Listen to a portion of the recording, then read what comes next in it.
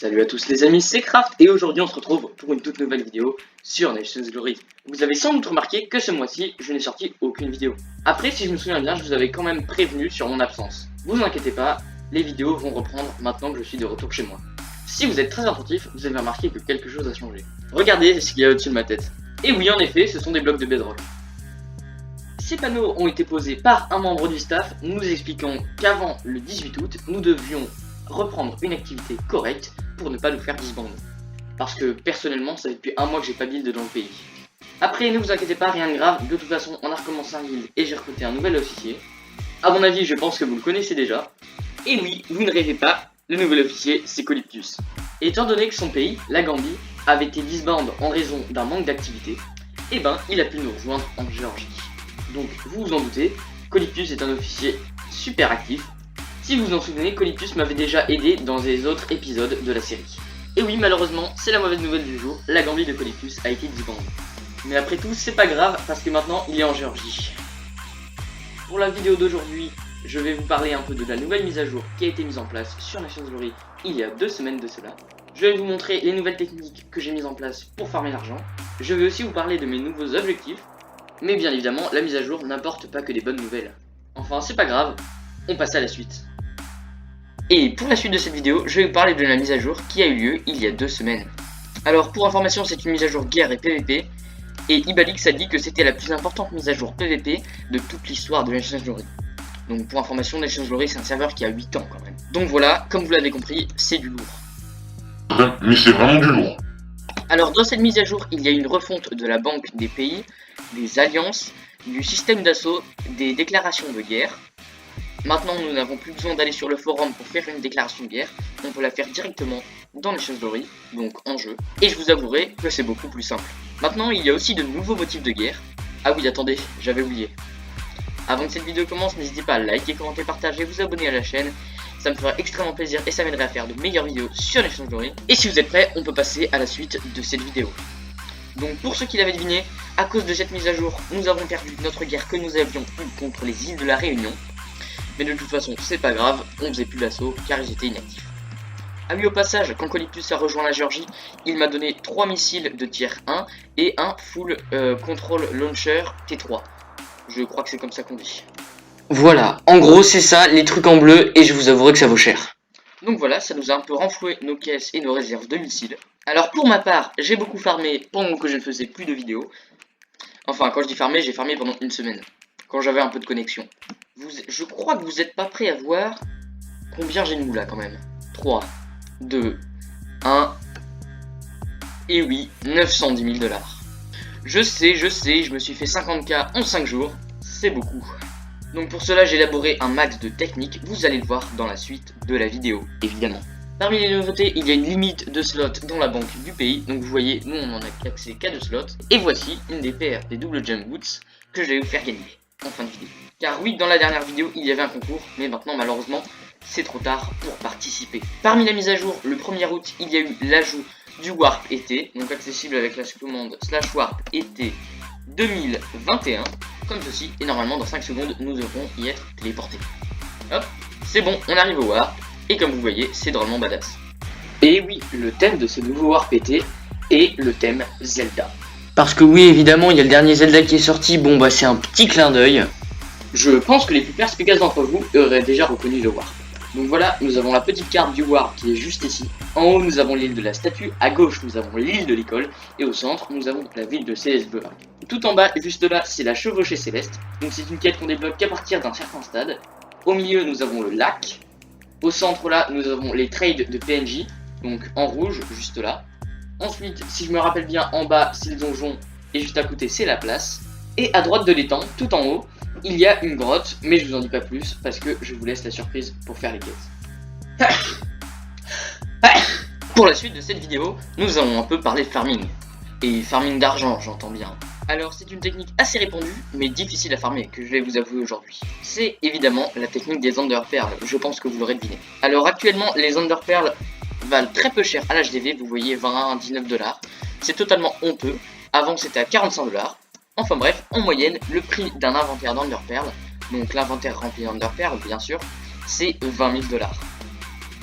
Donc vous voyez, c'est relativement énorme. Et après, vous comprenez vite pourquoi j'ai 110 000 $.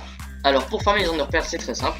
Il vous suffit de construire une farm à Enderpearls dans le Nether, assez loin de l'île principale, où vous pouvez farmer sur les principales, ça reviendra au même. Mais de toute façon, c'est plus rentable et plus sécurisé de farmer sur sa propre farm. Après, évidemment, ça prend un certain temps. Et voilà, vous avez juste à tuer les Enderman avec une épée butin 3, châtiment 5 et solidité 3. Pas fire aspect, sinon les Enderman vont se barrer quand vous allez les taper. Et vous serez très rapidement riche. Et bah si vous êtes prêts, moi je veux bien aller vous montrer ma farm que j'ai dans le Nether. Je l'ai construite juste hier avec Colyptus. D'ailleurs avec Colyptus, hier on a commencé à faire les jardins, des tours, de l'îlot artificiel. Donc voilà, il y en a qu'un qui est fait, l'autre qui est pas totalement fait et les deux autres qui sont pas du tout faits. Bien sûr, il nous restera à aménager les tours et aménager le restaurant. Là, c'est relou de bridge. Et voilà, on est enfin arrivé dans notre jolie farm de laine. Donc alors voilà, là nous avons le petit poste où tuer les Enderman. La technique c'est de prendre son épée, les regarder et d'attendre qu'ils viennent vers vous. Comme ça, vous pouvez les enchaîner sans qu'ils vous tapent. Et une fois que l'Enderman est mort, vous récupérez des Enderpearls. Alors pour les blocs qui vous empêchent de tomber, vous n'êtes pas obligé de les mettre, mais c'est plus sécurisé quand même. Car si un Enderman vous pousse, vous pouvez bien tomber dans le néant. Pour cela, il faut des blocs de stone ou de cobblestone, car c'est les seuls blocs, à peu de choses près, qui ne peuvent pas être portés par un Enderman. Car c'est quand même énervant quand les Enderman déplacent les blocs de votre part. Et pour le centre, il faut faire tout en pierre. Allez, je pense qu'on peut passer à la suite de la vidéo. Hop, je vous reprends dans le bunker de la Géorgie. Alors, ces derniers jours, j'avais pas pu vendre tout ce que j'avais farmé, donc je pense qu'on peut le faire maintenant. Alors, je dois vendre tout ce qui est dans ce coffre, donc d'abord les Enderpearls. Je vais les vendre à 19 $ l'unité parce que c'est le prix du marché actuellement. Hop, voilà, et si on vend tout, on va être extrêmement riche, bien sûr.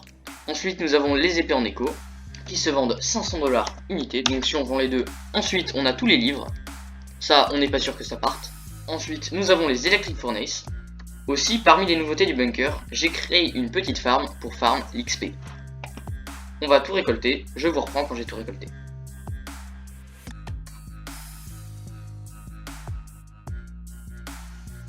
Voici toutes les orbes enchantées que j'ai obtenues en récoltant tous les buissons. Donc au total, ça veut dire que nous avons environ 70 buissons d'XP. Et voilà, au total, j'ai eu un stack et 16 de bouteilles d'XP.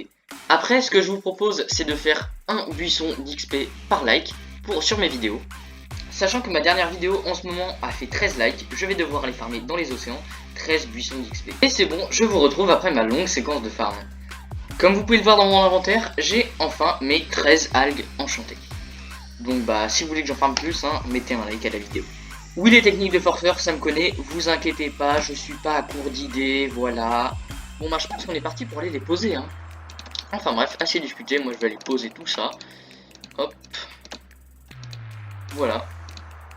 Et plus on a de buissons, plus on a d'algues enchantées, plus notre farm va être rentable. Juste avant d'aller au Warp PT 2021, je vais faire mon petit slash loot. Et ben donc on peut faire ce petit slash loot. Actuellement on est à 110 000 $, on arrondit, hop, et si on fait slash loot,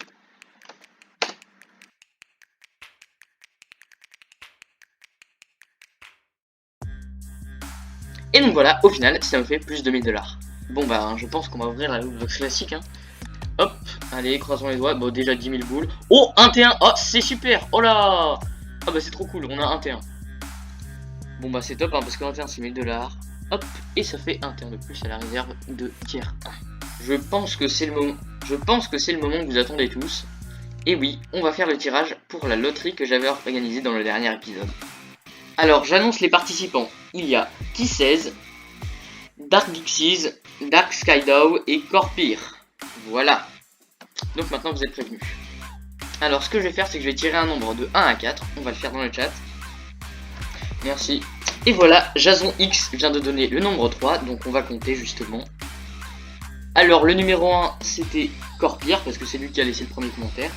Le numéro 2, c'était T16, donc ça sera pas lui. Et le numéro 3, c'est Dark Dixies, donc c'est Dark Dixies qui vient de gagner les doubles jump boots. Donc félicitations à lui. Donc vous pouvez aller vérifier, hein, dans l'ordre des commentaires. Dark Dixies a mis son commentaire en numéro 3. Évidemment, je parle des commentaires de participation où vous donnez votre pseudo, hein, pas des commentaires du style bonne vidéo. Voilà, bien sûr.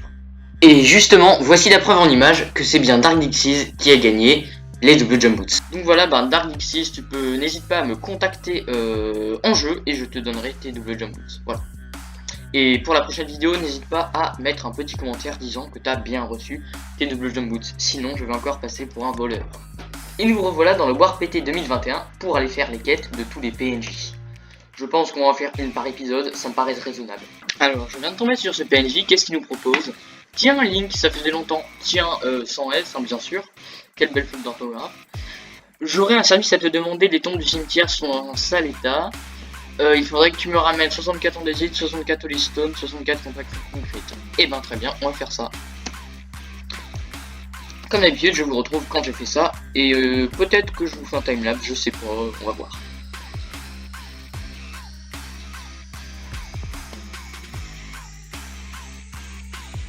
Alors, petite pause, comme un imbécile, j'ai pas pu rec mon son à ce moment-là, donc je vais le faire en différé, bien sûr. Donc ça sera ma voix pendant le montage et pas la voix quand je l'ai fait en direct. Alors juste là, j'arrive vers le PNJ, donc au cimetière, avec mes 3 stacks des 3 pierres différentes dans mon inventaire, comme vous pouvez le constater. Hop, je fais clic droit sur le PNJ, et pendant que mes 3 stacks de pierres différentes ont disparu, il m'a donné un rubis rouge. Sachant que les rubis rouges, sur le Warp été 2021, sont les deuxièmes rubis les plus rares, mais ils sont extrêmement durs à avoir. Pour l'information, moi j'en ai uniquement 3 sur moi. Donc voilà. Et malheureusement c'est déjà la fin de cette vidéo, n'hésitez pas à liker, commenter, partager, vous abonner à la chaîne, ça me ferait extrêmement plaisir et ça m'aiderait à faire de meilleures vidéos sur les Story. Enfin bref, à mon avis, vous connaissez la chanson, et si vous voulez m'aider, n'hésitez pas à vous abonner. Enfin bref, c'était tout pour moi, c'était de la Géorgie avec Craft64, et je vous spoile pas, mais la prochaine vidéo sera un peu spéciale. Notamment, il se pourrait qu'il y ait certains membres de la Géorgie autres que moi qui fassent la vidéo. Enfin bref, je vous en dis pas plus. Et je vous laisse sur ce suspense insoutenable quand même.